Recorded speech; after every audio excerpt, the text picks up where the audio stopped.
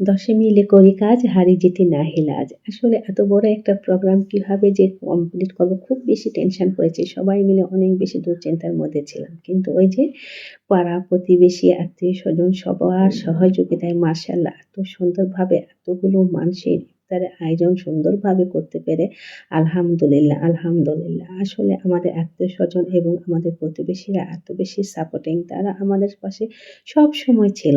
আম্মা অসুস্থ থাকা অবস্থায়, আম্মার মৃত্যুর সময় এবং আম্মার উপলক্ষে যে আজকে ৩০০ এরও বেশি মানুষকে ইফতার করানো হবে, এই সময়টাও তারা আমাদের পাশে সর্বদা সবসময় প্রত্যেকটা মুহূর্তে আমাদের পাশে থেকে কিন্তু এই আয়োজনগুলো খুব সুন্দরভাবে তারা সম্পন্ন করে দিয়েছে। আলহামদুলিল্লাহ, এরকম প্রতিবেশী এবং আত্মীয়স্বজন পাওয়া কিন্তু একটা সৌভাগ্যের ব্যাপার।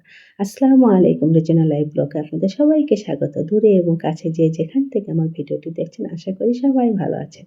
আলহামদুলিল্লাহ, আমরাও ভালো আছি। দেখতে, দেখতে রহমতে ১০ টা দিন কিন্তু শেষ হয়ে গেল।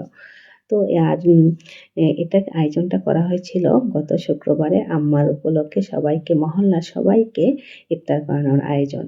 তো আমরা কিন্তু অনেক বেশি টেনশন করছিলাম যে কিভাবে এতগুলো মানুষের একসঙ্গে সবাইকে প্লেট সাজিয়ে সবাইকে যেন সুষ্ঠু সুন্দরভাবে ইফতার আয়োজনটা করাতে পারি। তো মাশাআল্লাহ, আল্লাহ পাকের অশেষ রহমতে সবাই মিলে খুব সুন্দরভাবে কিন্তু করতে পেরেছি। তারপরেও কিন্তু পর্যাপ্ত পরিমাণ খাবার বেঁচে গিয়েছিল এবং সে খাবারগুলো কিন্তু আমরা মাদ্রাসার বাচ্চাদের মাঝে বিতরণ করে দিয়েছি।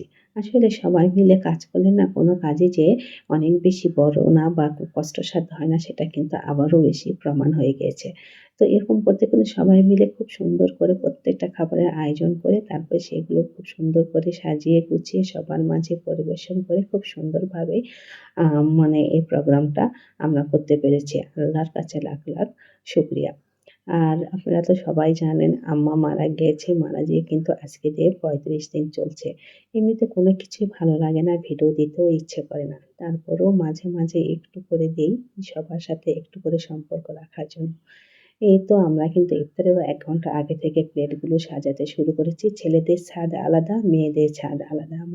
পাশাপাশি ২ ছাদেই কিন্তু ইফতারের আয়োজন করা হয়েছে। তো এটা হচ্ছে মেয়েদের জন্য আয়োজন করেছি আমরা মেয়েরা।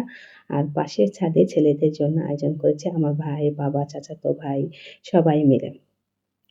তো মাশাআল্লাহ সময়ের আগেই কিন্তু সুন্দরভাবে সবকিছুই করতে পেরেছি। আর সবার উপস্থিতি সবাইকে নিয়ে ইফতার করার আনন্দ এবং তৃপ্তি যে কি তা একমাত্র কিন্তু যারা আমরা করি তারাই বুঝি। সবার সঙ্গে ইফতার করার আল্লাহ যে তৌফিক দান করেছে এটাই কিন্তু আল্লাহর কাছে আমরা লাখ, লাখ শুকরিয়া আদায় করি। তো আর ভিডিও দিতে একদমই ইচ্ছে করে না, ভালোও লাগে না, মন মানসিকতা কোনো কিছুই ভালো লাগে না। তো সবাই কিন্তু খুব সুন্দরভাবে খেয়ে সুষ্ঠুভাবে খাওয়া-দাওয়া করে তারপরে কিন্তু এটা পরদিন সকালবেলা বাসায় চলে এসেছি। তো মাশাআল্লাহ গাছগুলো কিন্তু পানি দেওয়া হয় নাই। আর মালটার গাছ তো ফুলে, ফুলে একদম ভরে গিয়েছে। এত সুন্দর লাগছিল। তো গাছগুলোতে কিন্তু পানি দিচ্ছিলাম। আর বেশ কিছুটা সময় কিন্তু ছাদে কাটিয়েছি। মনটা যেমন ভালো না আর কোনো কিছু ভালো লাগছে না। তো ভাবলাম যেহেতু সকালে কাজ অনেক বেশি নেই, এই সময়টাতে একটু কিছুক্ষণ ছাদে কেটে যাই। আর মাশাআল্লাহ লেবুর ফুলের গন্ধে ছাদ মনে হয় মৌ, মৌ করছিল। এত সুন্দর লাগছিল। যেমন লেবুর গাছে ফুল ধরেছে তেমনি কিন্তু পাশে একটা সজনা গাছ আছে, সেই গাছেও মাশাআল্লাহ অনেক ফুল ধরেছে। আর এই যে টাইম ফুলের পাতাগুলো না মনে হচ্ছে আরো বেশি সজীব আর স্নিগ্ধ হয়েছে। বেশ কিছুদিন আগে কিন্তু গাছগুলো একদমই শুকিয়ে গিয়েছিল। তো কয়েকদিন পানি দেওয়াতে পাতাগুলো আবার বেশি প্রাণবন্ত হয়ে উঠেছে আর খুব সুন্দর লাগছিল। গাছগুলো একদমই বেশ কিছু দেখভাল করি নাই, যত্ন করি নাই দেখে গাছগুলো কিন্তু আমার অনেকটাই নষ্ট হয়ে গিয়েছে। মানি প্লান্ট গাছগুলো অনেক বড়, বড় হয়ে গেছে। সেগুলো কাটিং করতে হবে। কোনো কিছুই করতে ইচ্ছে করে না, ভালোও লাগে না। তারপর যতটুকু না করলে নয়, ঠিক ততটুকু করেই কিন্তু এই তো জীবন চলছে। তো আমার ভিডিওটা কিন্তু একদমই ছোট হয়। আপনারা স্কিপ না করে পুরোটা দেখবেন আর আমার ছোট্ট পরিবারটির পাশে থেকে যাবেন। আর আমার প্রিয়, প্রিয় আপুরা আমার পাশে ছিল, আছে এই বিশ্বাস তাদের প্রতি কিন্তু আমার সবসময়। তো সাদা অপরাজিতার গাছটা কিন্তু একদমই কেটে ছোট করে দিয়েছিলাম। তারপরেও কিন্তু মাশাআল্লাহ অনেক সুন্দর ফুল এসেছে। আর ওই যে বললাম সজনে গাছ, মাশাআল্লাহ সজনে গাছ ভর্তি ফুল। এই প্রত্যেকটা সজনে গাছের ফুলগুলো দেখলে না এত বেশি ভালো লাগে। তো ভাবলাম যে একদম বাড়ির সামনে একটা গাছ আপনাদের সাথে একটু শেয়ার করি।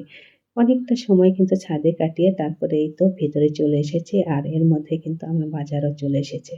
আর এত সুন্দর বড়ি এনেছে। তো যাই হোক বড়িগুলো ধুয়ে সুন্দর করে ফ্রিজে রেখে দেবো। যেহেতু রোজার সময় বাড়ির সবাই রোজা আছে, এ সময় তো আর খাওয়া যাবে না। তো খুব সুন্দর করে ধুয়ে রেখে দিলে ইফতারের সময় খেতে পারবা। আর এদিকে মুরগিগুলোও মানে প্রসেসিং করে রেখে দেব। আর রমজানে কিন্তু মাছ গোশের থেকে শাক, ভাজি, ভর্তা এগুলো খেতেই বেশি ভালো লাগে। তো বলছিলাম একটু লাউ শাক নিয়ে আসতে। মাশাআল্লাহ লাউ শাকটা কিন্তু খুবই সুন্দর। একদম মানে সতেজ আর খুব নরম শাক। তো এগুলো দিয়েই কিন্তু তারপরে তো যে টুকিটাকি সকালের কাজগুলো সেগুলো তো অফ ক্যামেরায় করেছি। আর রান্নাঘরের কিছু ক্লিনিকের কাজ ছিল সেটাও কিন্তু করে নিয়েছি।